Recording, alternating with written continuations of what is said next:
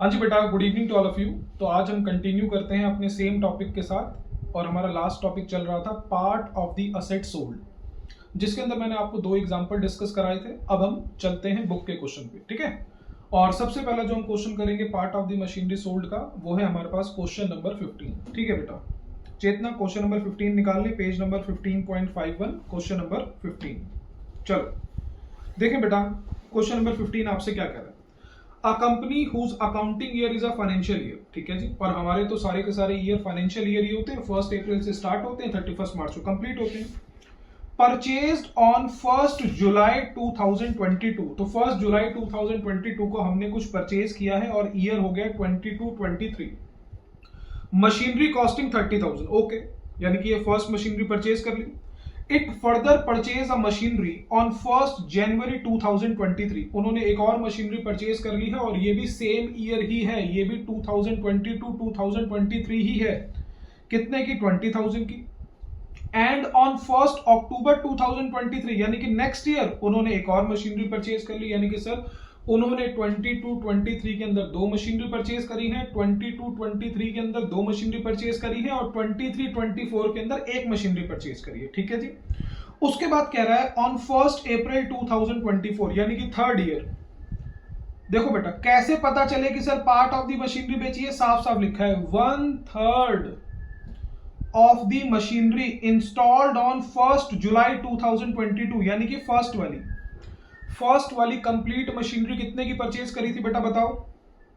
30,000। और हमने इस 30,000 में से कितना पार्ट सोल्ड आउट कर दिया है? 1/3। तो क्या मैं 1/3 की कॉस्ट वैल्यू बता सकता हूं?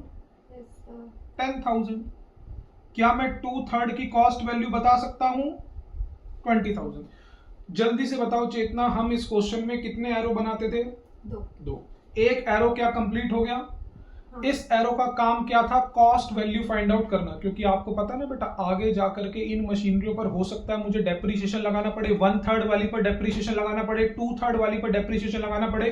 तो डेप्रीशिएशन लगेगा इनकी, जो हमने पार्ट किए हैं, इनकी एसएलएम मेथड है तो इनकी कौन सी वाली वैल्यू पर? value. कॉस्ट वैल्यू पर। तो पता होना चाहिए कि इनकी कॉस्ट वैल्यू क्या है।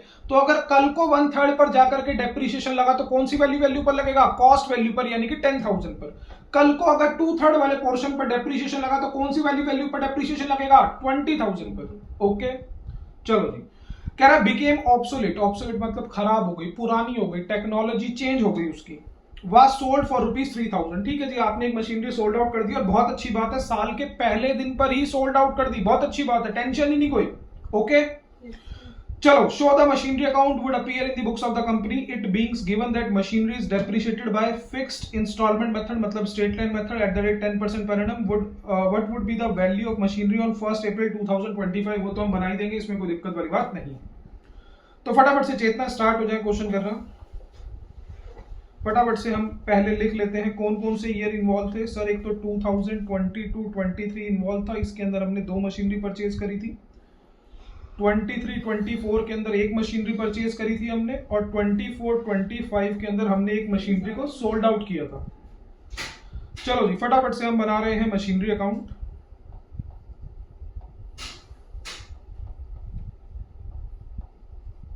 Date particular rupees, date particular rupees.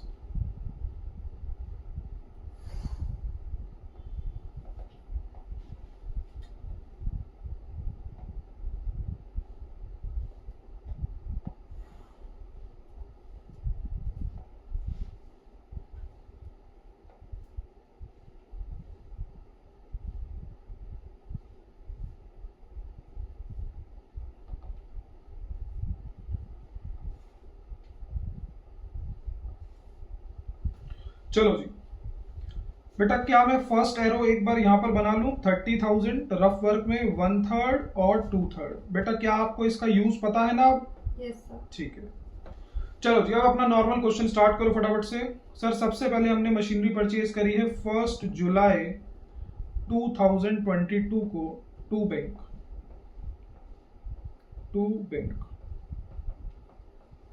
और हमने कितने की परचेज करी है सर? हमने परचेज करी है 30,000 की। ओके, सर क्या और कुछ किया इस साल? हाँ, 1 जनवरी को एक और मशीनरी परचेज कर ली। 1 जनवरी 2023 को, सेम ही ईयर है, टू बैंक। और हमने एक और मशीनरी जो परचेज करी है वो करी है 20,000 की। सर बस 2 ही काम हुए हैं इस साल। आ जाओ फटाफट से 31 मार्च 2023 पर बाय डेप्रिसिएशन।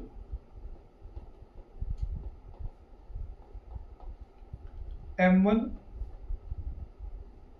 30,000 इंटू में 10%, और वो भी सिर्फ 9 मंथ का।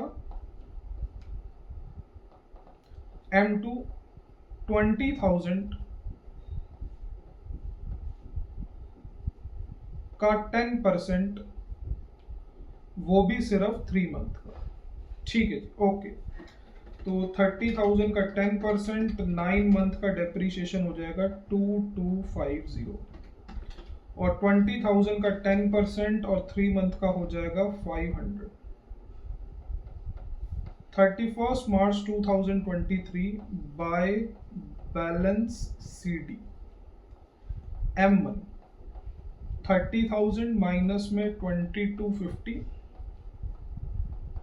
M2 20,000 माइनस में 500, 27,750 और 19,500। ठीक है जी इतना? Yes sir. कोई कैलकुलेशन प्रॉब्लम हो तो बताना। Yes sir. ओके चले, चलो आ जाओ फटाफट से नेक्स्ट ईयर पर। 1 अप्रैल 2023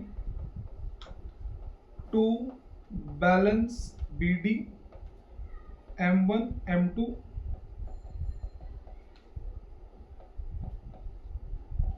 सर नेक्स्ट ईयर में क्या किया है? सर ऊपर देखो लिखा हुआ है, नेक्स्ट ईयर में एक और मशीनरी हमने परचेज करी है, और परचेज करी है 1 अक्टूबर 2023 को,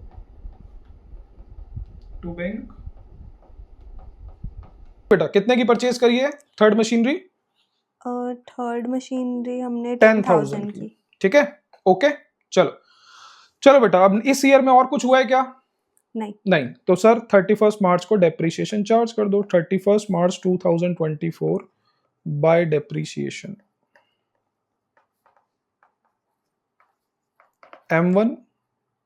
M1 पर डेप्रीशिएशन चार्ज होगा कॉस्ट वैल्यू पर 30,000 का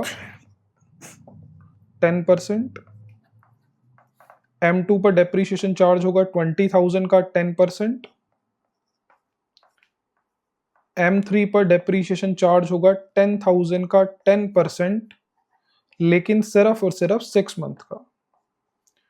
तो यहां पर हो गया 3,000, 2,000 और यहां पर हो गया 500। ओके चलो अब हम आ रहे हैं इसकी बैलेंसिंग पर। 31 मार्च 2024 की by balance CD M1 27,750 minus में 3,000, M2 19,500 माइनस में 2,000, M3 10,000 माइनस में 500।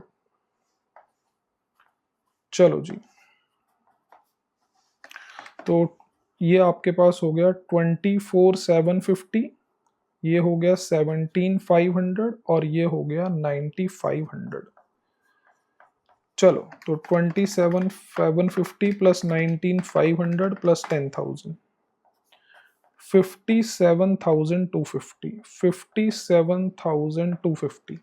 चलो सर इसके बाद हम 1 अप्रैल 2024 को लिखेंगे टू बैलेंस BD, और ये हमारा लास्ट ईयर है M1 M2 M3।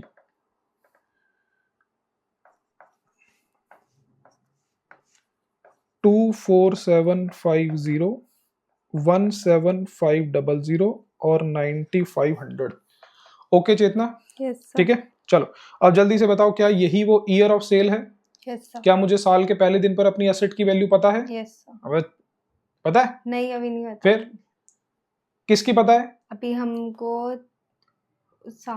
वो पूरे कंप्लीट की पता है। क्या मैं 1/3 की निकाल सकता हूँ? हाँ। यहीं पे हमारा सेकंड एरो काम आता है, लेकिन ये जो मैं एरो लगा रहा हूँ ये आपने पेपर में रफ वर्क में करना है, ठीक है ना? चलो लो बेटा फटाफट से एरो लगाओ। 24,750 इंटू में 1/3, 24,750 इंटू में 2/3। तो 24,750 डिवाइडेड बाय 3, 12375 और 2/3। एक मिनट, शायद मैंने कुछ अमाउंट गलत निकाला है। नहीं बेटा, ये अमाउंट गलत है, ये है 8250 और ये है 16500। ओके, अब चेतना आप इसको एक मशीनरी ना मान के दो मशीनरी मान के चलो। इसको मानो फर्स्ट और इसको मानो सेकंड, तो शायद आपके लिए बहुत आसान हो जाएगा क्वेश्चन। और जल्दी बताओ कौन सी वाली मशीनरी बेची? फर्स्ट वाली। आप ये मान के चलो 1/3 यानी कि फर्स्ट वाली मशीनरी जो आप बेचने जा रहे हो, क्या उसकी वैल्यू साल के पहले दिन पर आपको पता है कितने की है? नहीं। तेरी तो अभी हमको पता चल गया ना। अब पता चल गया ना, हमने एरो बना दिया। ठीक है, कोई दिक्कत नहीं। जल्दी से बताओ, जो मशीनरी हम बेचने जा रहे हैं उसकी वैल्यू साल के पहले दिन पर पता है? कितने की है? 82,000 8250 8250। क्या मैंने उस मशीनरी को इस साल यूज किया? हाँ किया। नहीं किया। देखो बेटा, बुक के अंदर लिखा हुआ है सब कुछ। नहीं किया। क्यों नहीं किया? क्योंकि हमने उसको उसी दिन 1 अप्रैल को ही बेच दी। क्या मुझे on the date of sale की वैल्यू पता है? हाँ, यानी कि मेरे लिए असेट की value on the date of sale कितने की है? 8250। और मैंने इसको बेचा कितने में? बेचा हमने इसको 3000। तो क्या हो गया? लॉस हो गया। कितने का? 5250। हो गया खत्म। सर डेप्रिसिएशन क्यों नहीं लगाया? क्योंकि मैंने इसको इस साल यूज ही नहीं किया। तो जिस दिन मैं इसको बेचने जा रहा था, क्या मुझे उस दिन की वैल्यू पता थी? हाँ जी, 8250। सर बेचा कितने का? सर बेचा 3000 का। तो लॉस कितने का हो गया? 5250। सिंपल, खत्म हो गया क्वेश्चन। ये लो, तो 1 अप्रैल 2024 को ही आप इसको बेच दो बाय बैंक सेल 3000 और आपका आ गया by loss on sale 5250 same day पर। बताओ अब इससे आसान कुछ होगा क्या? No sir. ठीक है, ओके। जल्दी बताओ बेटा, अब क्या हुआ? अब बाकी जो मशीनरियां बची हैं उनका क्या किया? उनका यूज किया। तो साल के आखिरी में क्या लगेगा? और बस फर्स्ट वाली मशीनरी यानी कि जो आप सेकंड वाली जिसे आप कहते हो, ये वाली, इस वाली मशीनरी का बस बैलेंस निकालने में आपको या डेप्रिसिएशन निकालने में प्रॉब्लम आएगी, बाकी किसी में नहीं आएगी। ठीक है ना? चलो तो फटाफट से आ जाओ 31 मार्च 2025 पे बाय डेप्रिसिएशन M1। जल्दी से बताओ बेटा, M1 अब बची ही कितनी है? 2/3। तो 2/3 की कौन सी वाली वैल्यू पर डेप्रिसिएशन लगेगा? 2/3 की 16,500। 2/3 की वो उधर ही लिखी है। हाँ, 2/3 की कौन सी वाली वैल्यू पर डेप्रिसिएशन लगेगा? तो हमने यूज करी है। 2/3 की कौन सी वाली वैल्यू पर डेप्रिसिएशन? हाँ, तो यही तो मैं कह रहा हूँ, स्ट्रेट लाइन। और कॉस्ट वैल्यू क्या है? ये रही। हाँ, ठीक है ना? हाँ, तो चेतना बेटा जी थोड़ी सी प्रैक्टिस और करें। 20,000 का 10% खत्म। 2000। M2 की कॉस्ट वैल्यू क्या थी भाई? M2 हमने जब खरीदी थी 20,000 की खरीदी थी, तो उसका तो 20,000 का 10%। और M3 हमने कितने की खरीदी थी? M3 हमने खरीदी थी 10,000 की, उसका भी 10%, क्योंकि पूरे साल सारी की सारी यूज हुई है। अब बस अब एक आखिरी गलती बच गई है बैलेंस निकालने की, और कुछ नहीं। By balance CD। जल्दी बताएं चेतना, M1 का बैलेंस कैसे निकलेगा? M1 का बैलेंस कैसे निकलेगा? M1 का 20,000 वो, हाँ 20,000 में से हम माइनस करेंगे। नहीं और बताओ फिर।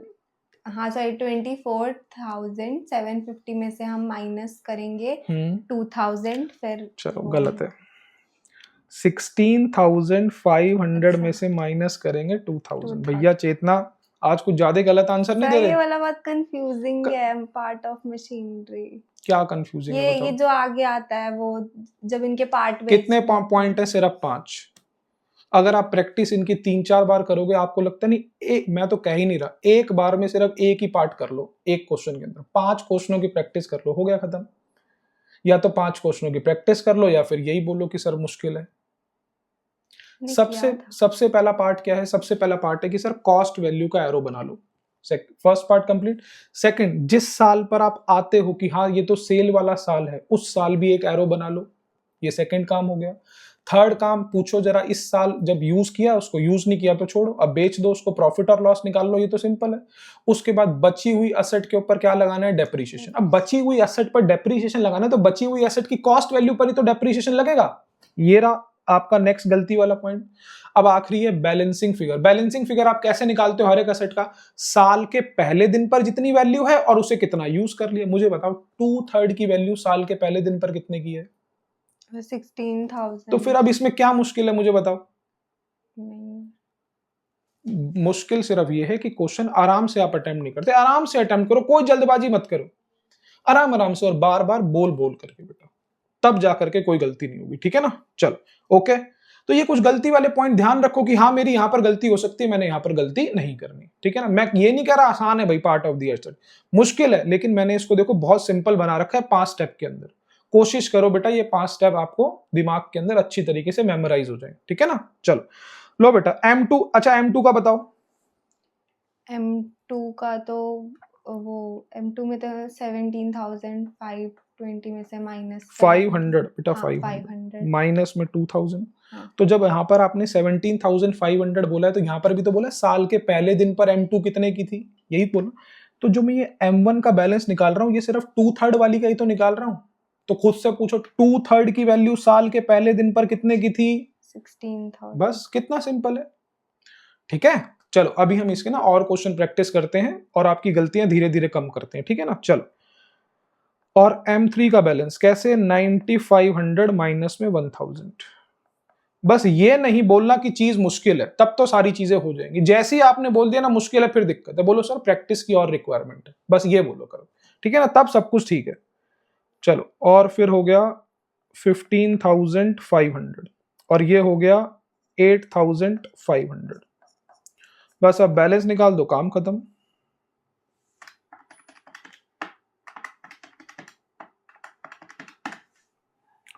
51750 और उसने पता है क्या कहा था कि 1 अप्रैल को मशीनरी का बैलेंस क्या होगा ये भी दिखाओ। तो मैंने कहा ठीक है 31 मार्च का जो बैलेंस है मशीनरी का वो 1 अप्रैल को कॉपी कर दो, बस सिंपल सी बात है। तो 1 अप्रैल 2025 को आपके पास जो टू बैलेंस BD दिखाई देगा वो M1, M2 और M3 का दिखाई देगा।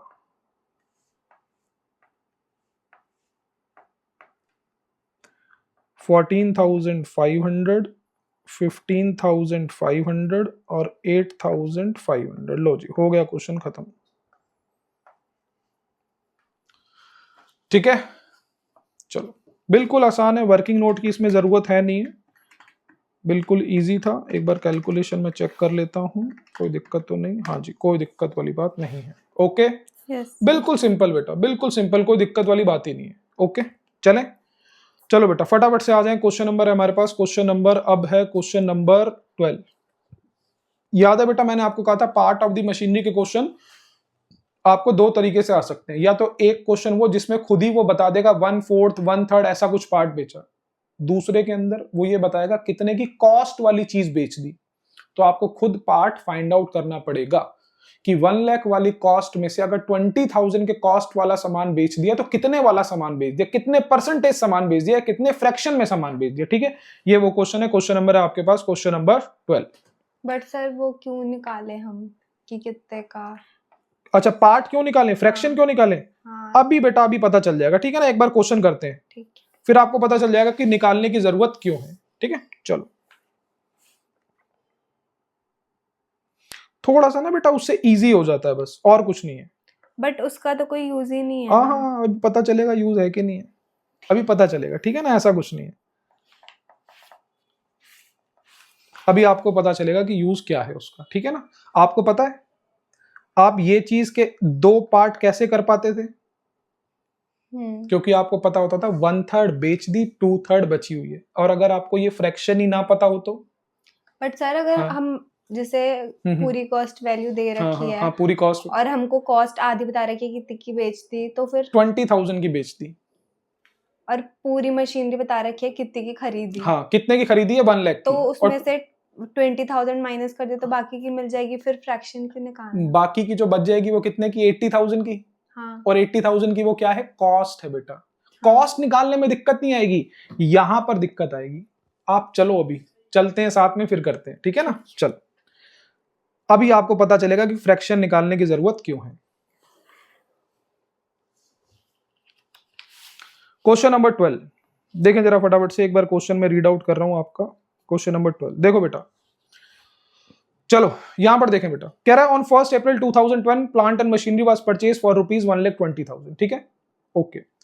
कह रहा है 1 नवंबर, यानी कि ये ईयर आपका हो गया है 10-11, इस साल में आपने कर ली है purchase. New machinery was purchase on 1 अक्टूबर 2010, वो भी सेम ईयर है, आपने 50,000 की परचेज कर ली। एंड ऑन 1 जुलाई 2011, ये नेक्स्ट ईयर है, 11-12 20,000 25,000 की, ओके। कह रहा है ऑन 1 जनवरी 2013, सर ये 13 वाला कौन सा ईयर है, सर ये तो नेक्स्ट ईयर है, 12-13, यहां की बात आ गई।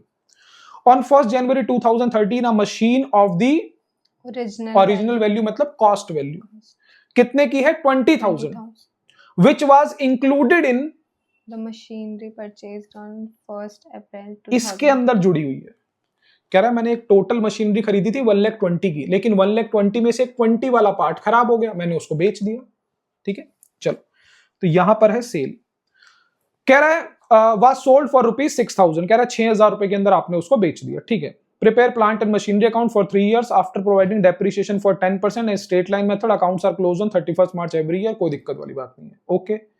तो क्या यहां पर आपको फ्रैक्शन दे रखा है या ये बता रखा है कितने की कॉस्ट वाली चीज बेच दी, कितने की कॉस्ट वाली। तो एक एरो आप बोलोगे सर बनाने की जरूरत ही नहीं है, जब मुझे पता है कि 1,20,000 वाले में से 20 वाला बेच दिया तो 1,00,000 बच गया, ये तो सिंपल है एकदम। यहां पर एक तो फ्रैक्शन का काम आता था, आपने कहा सर यहां पर जरूरत नहीं है। एक फ्रैक्शन का काम कहां आता था, जिस साल आपने मशीनरी को बेचा है उस साल के पहले दिन पर काम आता था, वहां पर आपको प्रॉब्लम आएगी बस, ठीक है। अभी हम चलते हैं अपना आराम से, फिर जिस साल हम पहुंचेंगे ना सेल वाले में, तब देखते हैं क्या प्रॉब्लम आती है। फिर मैं देखता हूं क्या आप सेल वाले साल के पहले दिन पर बता सकते हो कि जो मशीनरी बेच दी उसकी वैल्यू साल के पहले दिन पर कितने की है, और जो मशीनरी अभी भी पड़ी हुई है उसकी वैल्यू कितने की है, बिना फ्रैक्शन के। दिक्कत आएगी आपको, ठीक है ना। चलो चलो जी, ये 3 साल हम यहां से कर लेते हैं कॉपी। चलो जी, तो मैं यहां पर कॉपी कर देता हूं। चलो तो 10, 11, 11, 12, 12, 13 3 साल हमने बनाने हैं। चलो जी, तो फर्स्ट हमने मशीनरी परचेज करी है 1 अप्रैल 2010 को, ठीक है जी, 1,20,000 की टू बैंक, 1,20,000।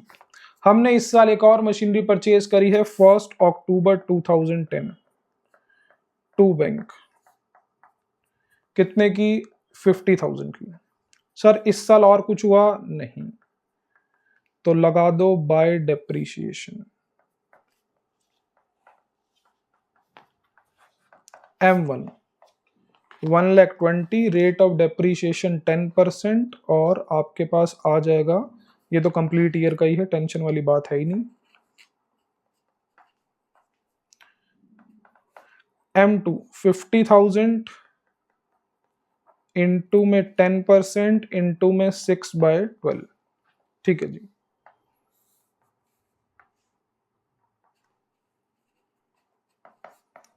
ये तो आ गया 12,000 और ये आ गया 2,500।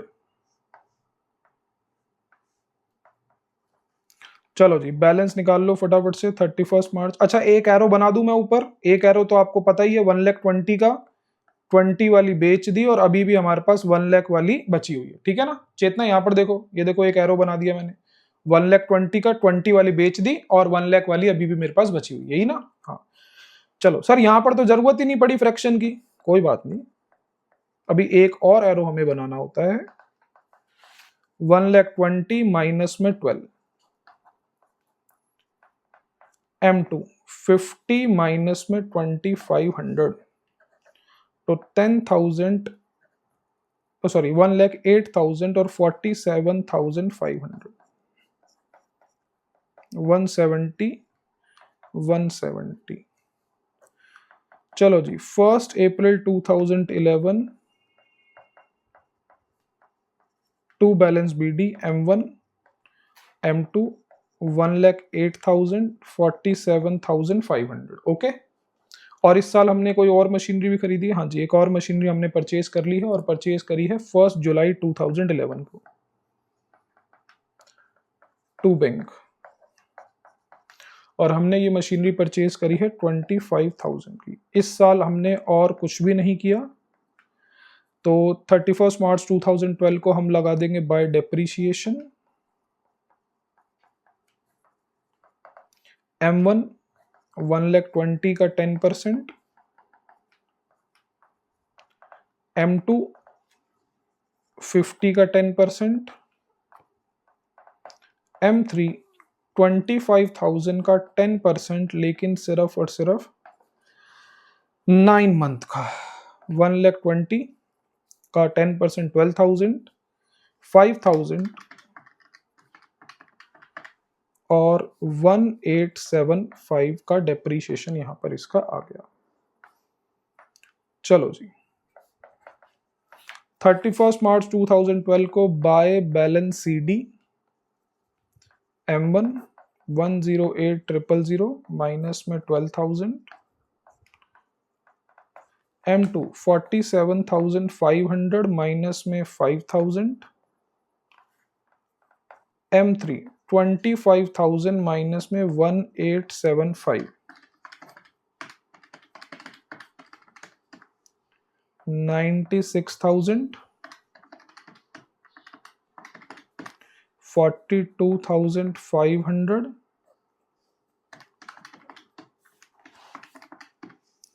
और 23,125। चलो जी अब बस बैलेंस निकालो और यहां का काम खत्म करो।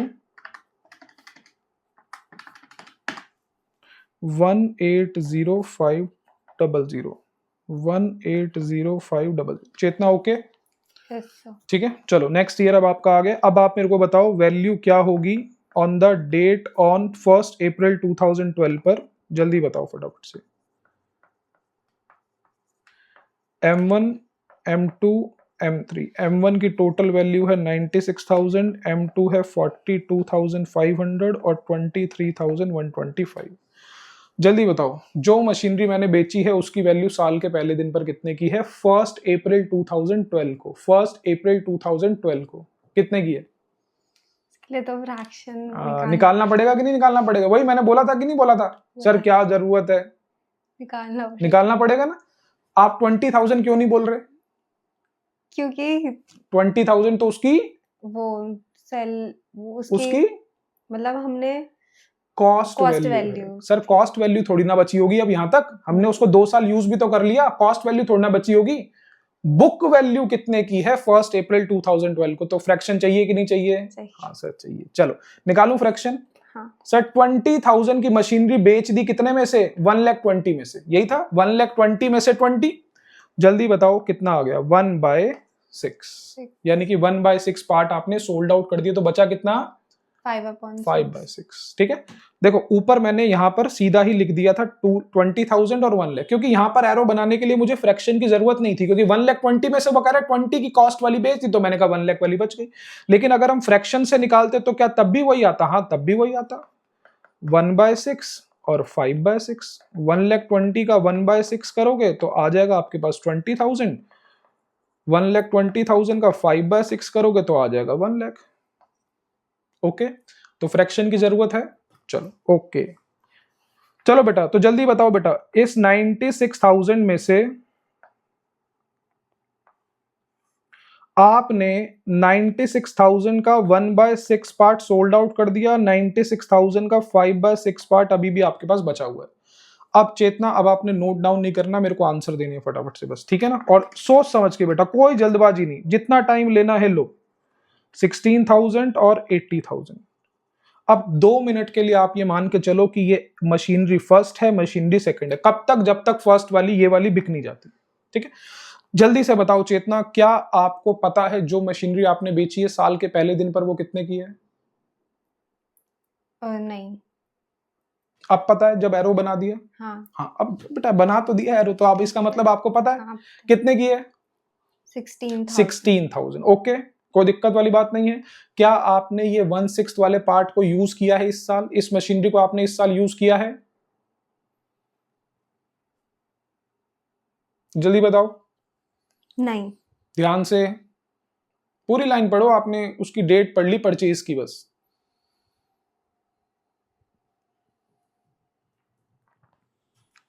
ऑन, सेकेंड लाइन का लास्ट वर्ड है ऑन, उसके आगे क्या लिखा है? 1 जनवरी 2013 13 a machinery of the original value of 20,000 which was included in the value purchased on 1st April 2010 was sold for rupees 6,000। इसका मतलब कौन से दिन पर मैंने सामान बेचा है? 1 जनवरी। हाँ, तो क्या मैंने इस साल उसको यूज किया? हाँ सर यूज किया। कितने मंथ यूज किया उसको? हमने यूज किया, आराम से, कोई जल्दबाजी नहीं। 1 जनवरी 2013।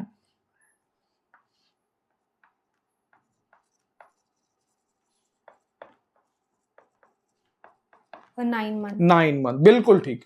अप्रैल मई जून जुलाई अगस्त सितंबर अक्टूबर नवंबर दिसंबर और 1 जनवरी को तो बेच दिया। जल्दी से बताओ डेप्रीशिएशन लगेगा तो डेप्रीशिएशन 1/6 वाली मशीनरी पर लगेगा और 1/6 की भी कौन सी वाली वैल्यू पर?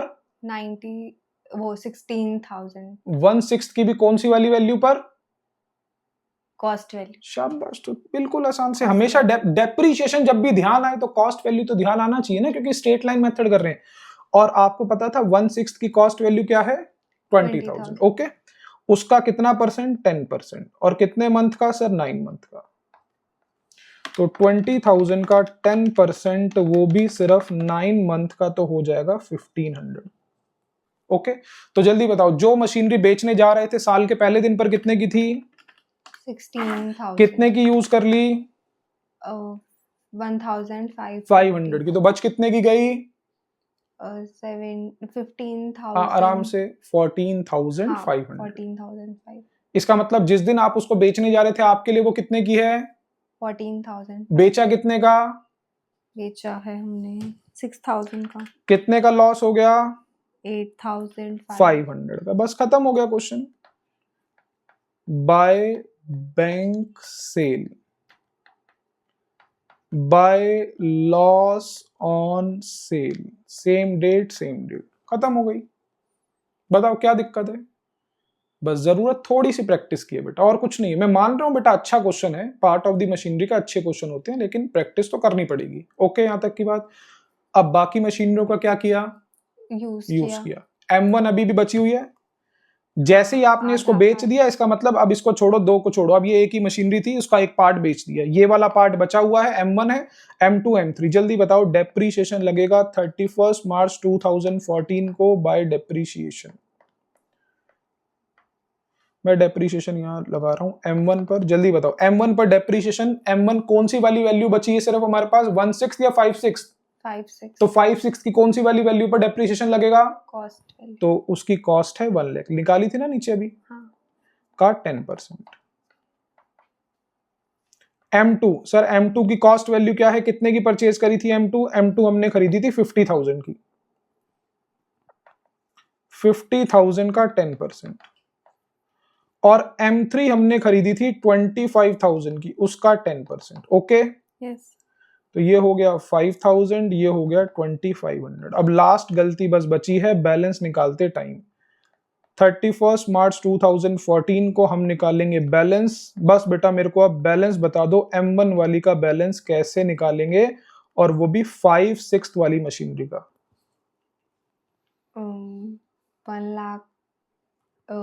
1,80,000 में से माइनस करेंगे क्या 80,000, बिल्कुल ठीक। हाँ, उसमें से माइनस तो करेंगे 10,000। शाबाश। M1 पर डेप्रिसिएशन इस साल लगा कितना है? 10,000। बस खत्म। तो 80 माइनस 10, 70। M2 की वैल्यू कैसे निकलेगी? M2 की वैल्यू उसमें 42,520 में से माइनस। अरे सर, साल के पहले दिन की जो वैल्यू होती है उसमें से डेप्रिसिएशन माइनस कर दो। तो सर M1 की जो वैल्यू है, वो डेप्रिसिएशन की जो वैल्यू हमने कैलकुलेट कर ली है, बैलेंसिंग कैसे निकालेंगे? मैंने कहा जो M1 है इसका कौन सा पार्ट बचा हुआ है? मैंने कहा 5/6। तो 5/6 साल के पहले दिन पर कितने का था, क्या नहीं पता? 80,000 और कितने का इस साल यूज कर लिया? 10,000 का। बस सिंपल। माइनस में है 5,000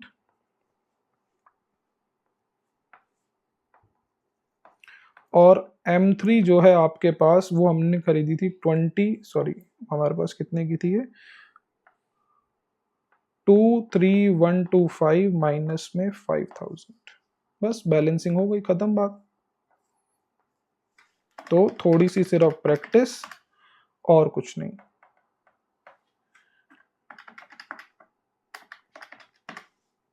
वन 8,125।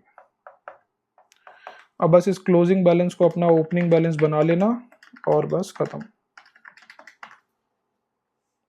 161625 161625। ओके ठीक है। एक वर्किंग नोट बनाऊं सेल के लिए? चलो सेल के लिए एक वर्किंग नोट बना देते हैं।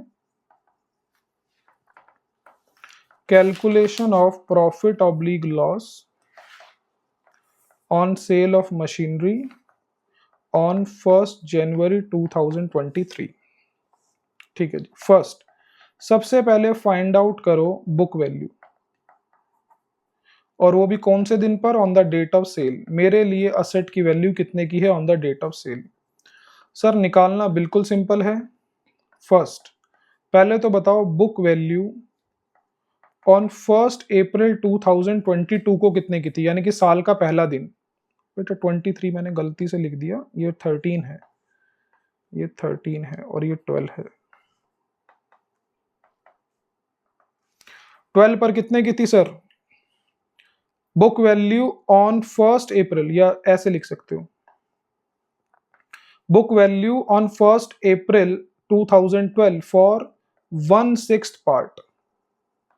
तो सर कंप्लीट मशीनरी की वैल्यू थी 96,000, 1/6 की वैल्यू थी 16,000। ओके, और आपने सर इसको यूज कितना किया? वो डेप्रीशिएशन माइनस कर दो। डेप्रीशिएशन फ्रॉम 1 अप्रैल 2012 से लेकर के 1 जनवरी 2013 तक, और आपने ऊपर डेप्रीशिएशन कैलकुलेट कर रखा है। डेप्रीशिएशन कितना आ रहा था? डेप्रीशिएशन आ रहा था आपके पास 1500 का। तो आपके लिए जो बुक वैल्यू बच चुकी है वो बच चुकी है 14,500 की, और आपके पास इसी को बोला जाता है बुक वैल्यू ऑन 1 जनवरी 2013। अब इसको कंपेयर करो सेल वैल्यू से और निकाल लो अपना loss on sale equals to book value on 1 January 13 minus में सेल वैल्यू। तो बुक वैल्यू है 14,500, सेल वैल्यू है 6,000, तो आपके पास 8,500 का लॉस हाँ जी 8,500 का लॉस आ जाए। जल्दी फटाफट से इसको कैलकुलेट करें।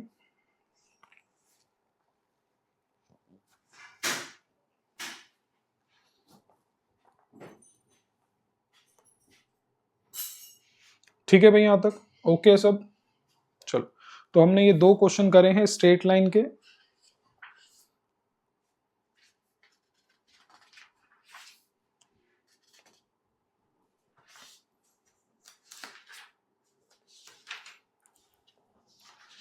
समय को नोट करना। हाँ बेटा नोट कर लो आप। ठीक है, आज के लिए इतना ही करते हैं, फिर नेक्स्ट क्लास में करेंगे। ठीक है, थैंक सर यू। ऊपर वाला थोड़ा और और ऊपर ये लो। चलो ओके।